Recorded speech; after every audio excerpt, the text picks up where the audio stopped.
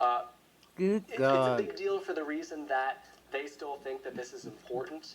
Leading with $19 all of their billion fights. that It could have doesn't been make sense, spent though. You're not going on to convince something anyone that better, spending $19 million like is going to taking care of save the $200 homeless in billion that was California. already allocated to your state. Like, it doesn't make any sense from a mathematical perspective, because that's not how numbers work, and it's not how the policy works. But yeah, that's it. And thanks for the math lesson, Denny. I mean, look, you're absolutely right, right? It's no big deal. I'm sorry, but they're full of it. You know, I'm just completely blunt and honest about it. Like, they spent $19 million to save $207 billion that was already allocated to you, and you were going to get. This is the one thing they failed to mention, is that they sued the administration, especially the Department of Transportation, in order to get a $4 billion funding to continue their California high-speed rail system. Yeah. But yet, they withdrew that lawsuit. And the reason why they withdrew that lawsuit is because California received $15 billion from the Department of Transportation over a 16-year period to buy actual rail cars, and they never purchased any. So the Department of Transportation said, we're not going to give you any more money because you're clearly not using it for what you're supposed to be using it for. So obviously they filed a lawsuit saying, Yeah, no, we sticking need that $4 money in billion. their And then when pockets. they saw the facts, they're like, yeah, we're not. We're just going to drop it. So you can tell that there is a lot of just politicization, like politics. A lot when of it comes to fraud play with this going stuff. on in And California, unfortunately, a all lot. the people that are getting harmed are the American people because they're not being provided with any sense of truth or facts on what's actually going down on the ground. If you do the math, it's about 50 cents per Californian. That's if you're counting like infants and everything. And I'm sure many of them would happily donate more to attack the administration. All right, well, speaking of politicians, let's go to Wisconsin, because Wisconsin gubernatorial candidate and state assemblywoman Francesca Hong is making headlines again over what she thinks about Thanksgiving. So here's what she told Politico. My favorite holiday is Thanksgiving. Because I There love you have it. Thanksgiving. Yep. I don't want to cancel it. I actually love it. All right, that's, of course, after she dodged a question about Thanksgiving on CNN just days ago. Now, in a social media post from November 2020, Hong wrote that she believed Thanksgiving should be canceled. Now, this is not the first time she's changed her stance. In 2020 as well, Hong supported abolishing prisons. Now, as she's running for governor, she says that isn't something a governor can do, adding she's serious about public safety. So, Danny, what do you make of those flip-flopping comments? Big deal and a big deal.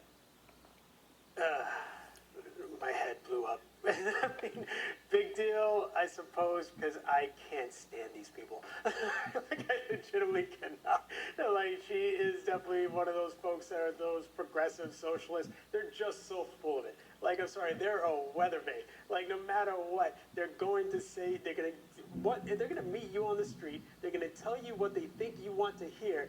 Then they're going to turn around, look at you, and they're going to tell you what they think, what you think, what they want to hear. Because they're just so full of it. So they don't stand for anything. And if they do, nobody knows.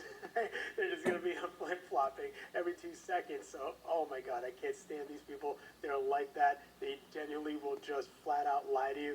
And, you know, we can expand to include candidates like Troy Jackson out in Maine. Just remember, this guy was a staunch Republican, like most anti-abortion candidate you've ever seen, and now he is pro-abortion, and he's a staunch Democrat and progressive. All right, and this, by the way, this is in a 10 to 15 year period. This guy flip-flop. I'm like, come on. I'm like, these people just don't have any conviction or actual ideals, and it's like, it's bad. Chris? As a chef, I think that this is not a big deal. And that's actually how she started her rant before she told us that Thanksgiving was a colonizer holiday that we should abolish, or whatever she said. I don't remember. I don't want to misquote her, but it was something along those lines. Yeah, now she says it's not a big deal. What grade are we in?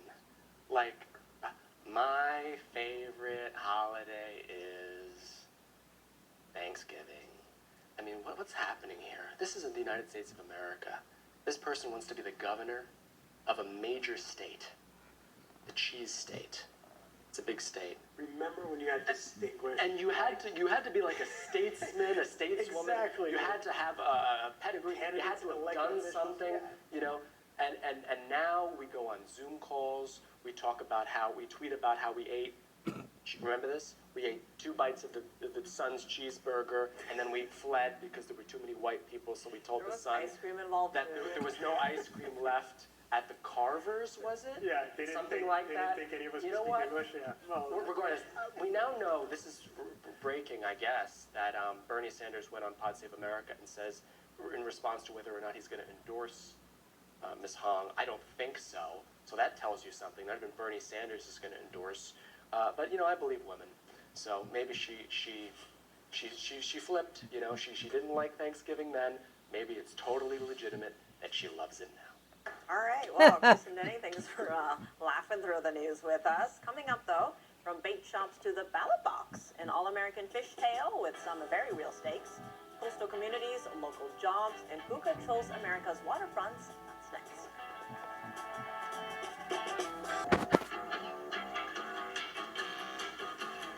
Welcome back. What began as a fishery story quickly becoming a broader political one. Recently, industrial fishing drawing new attention as a campaign issue in some coastal races. The concern how American marine resources are managed when it comes to foreign-controlled fishing and coastal economies. A coalition of anglers, folks who do their fishing with a line, rod, and a hook, and a small coastal businesses launching Where's the Bait? An awareness tour the group hopes will shine a light on industrial-scale fishing for small bait fish and how it says the practice is making it tougher for small fishing communities to survive. And with me at the desk, Whit Fosberg, Executive Director of Forage Fish Campaign. Whit, thank you so much for joining us. Great to have you in studio. Well, Tiffany, thank you for having me, and thank you for the interest in the issue. Of course. So diving right in here, your organization, Forage Fish Campaign, is highlighting a very specific issue. For viewers who may not be familiar with it, what is industrial scale forage fishing and why has it become such a concern? As you pointed out, a forage fish is often known as a bait fish. It is the bottom of the food chain. It feeds everything from the predators like tuna, striped bass, bluefish, redfish, tarpon, to ospreys, eagles, whales, everything. And it is the second largest fishery in the U.S. by pounds to Alaskan pollock, which has become a big issue in Alaska in this political race. And the difference is that this fishery is in the Gulf and the Atlantic, and none of it goes to human consumption. It is all taken and reduced, ground up into fish meal and fish oil, and the majority of that is sent abroad to feed aquaculture salmon, aquaculture shrimp, and cats and dogs. And then we often get the privilege of importing that back into the U.S.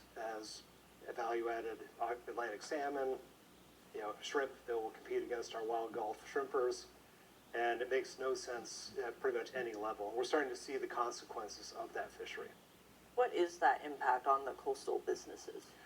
So when you take that many fish out of the water, we're talking somewhere around 4 billion fish every year get removed and ground up, and most of them get exported. It has dramatic impacts.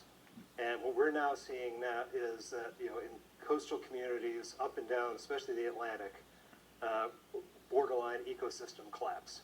In the Chesapeake Bay, there are no striped bass, there are no menhaden, and that's the core of the menhaden area. And that's where the fishery has been persecuted primarily.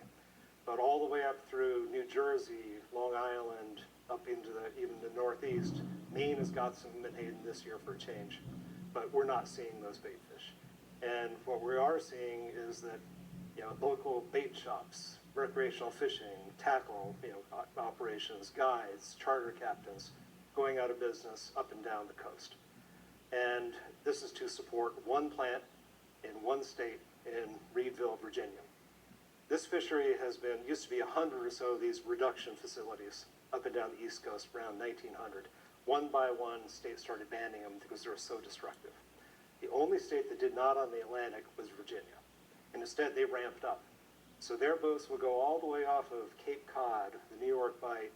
They have spotter planes that will go out, find these fish. The big boats will come out, surround the schools, circle them, vacuum them into the hold, bring them back to Virginia where they're processed, and then shipped abroad. So to what extent are foreign companies or foreign investment involved in all of this? So the only company that operates on the East Coast is called Ocean Harvesters, and that's a subsidiary of Cook Industries. Cook is Canadian. They bought Omega Protein about a decade ago. In the Gulf of America, you have two companies, Cook, and then what's known as the Oceania Group, which is out South African. So these are foreign companies that are literally mining the bottom of our food chain. And give you an example, if you're if you're doing mining on public lands, or you're doing grazing on public lands, or timber harvest, you're paying a royalty. All these companies are basically harvesting the bottom of our food chain for free and shipping it abroad to feed foreign fisheries that we import back in here. And give us a sense, how long has this pressure been building on the East Coast, and why is that urgency or that sense of urgency now? Well, this has been building for several years, and this past fall, the Atlantic States Marine Fisheries Commission that manages Menhaden and the Atlantic admitted that they had botched the science 5 years ago, and that they set quotas way too high, and that we have been over-harvesting significantly. And that is what we're seeing now up and down the East Coast, from Chesapeake Bay all the way up through Cape Cod. There are no bait out there, and everything is suffering. To give you an idea of how bad it is, I mean, striped bass population is collapsing, and that's the #1 recreational fish in saltwater recreational fish in America. A decade ago, we did an assessment, about 100,000 jobs in that industry, multi-billion-dollar economic impact. We think that is down somewhere between 30 and 50% today. The osprey population, not just the fish use, so osprey depend on menhaden too. We're seeing 90% nest failures in the Chesapeake Bay, and the chicks are starving to death. We're seeing that in New Jersey. New Jersey just reported the worst osprey nesting success since DDT was banned back in the 1970s. So this is happening up and down. It's not just a fish issue, it's an ecosystem issue. And we think that something needs to be done fairly dramatically, and doing the same thing we've always done is not going to change anything. And speaking of doing something, your organization is taking action. You actually just wrapped up the multi-state Where's the Bait tour. Tell us about that. Well, we're trying to put a human face on this. So it's not just about osprey and striped bass and ecosystem impacts that are hard to quantify. And so we had a fellow named Vinny Calabra, who's a local fisherman here in New York. And he does commercial fishing, recreational fishing, and he's been an advocate for the bait industry for a long time. So he has gone to bait shop, probably 13 of these shops in New Jersey, New York, and just talking to the owners. And like, what are you seeing? Where's the bait? And they're all saying the same thing. There is no bait. And when there's no bait, people call up and say, can I get some bunker? Which is what menhaden is also called. It's called pokey in the Gulf. You got any bunker? No, we don't have any bunker. Which means they're not coming in, they're not buying gas, they're not buying sodas for their trip, they're not buying tackle. And a bunch of them have been laying off people, and several of them have said if something doesn't change soon, they're going to be out of business. So looking ahead, what actions, whether policy, regulation, or greater public awareness, would make the biggest difference here? All of those things. And they're all related. Obviously, if the public is aware of what's going on and gets exercised about it, that has impacts on policy.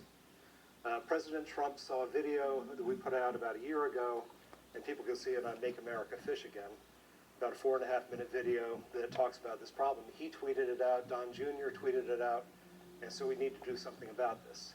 And we were hoping to get an executive order. We just released another set of videos based on the Where's the Bait tour, and we hope we can get that. But in the meantime, we think Congress also has a role in this to change this practice, because we know that the regulators that have mismanaged these fisheries for now decades are not going to be the ones that have change. It's either going to be Congress or the administration. And that's going to have to happen because people get tired of a foreign company mining the bottom of our food chain and shipping that away while our businesses are going out of business. Well, Whit Fosberg, thank you so much for joining us. Thank you, Tiffany. And thank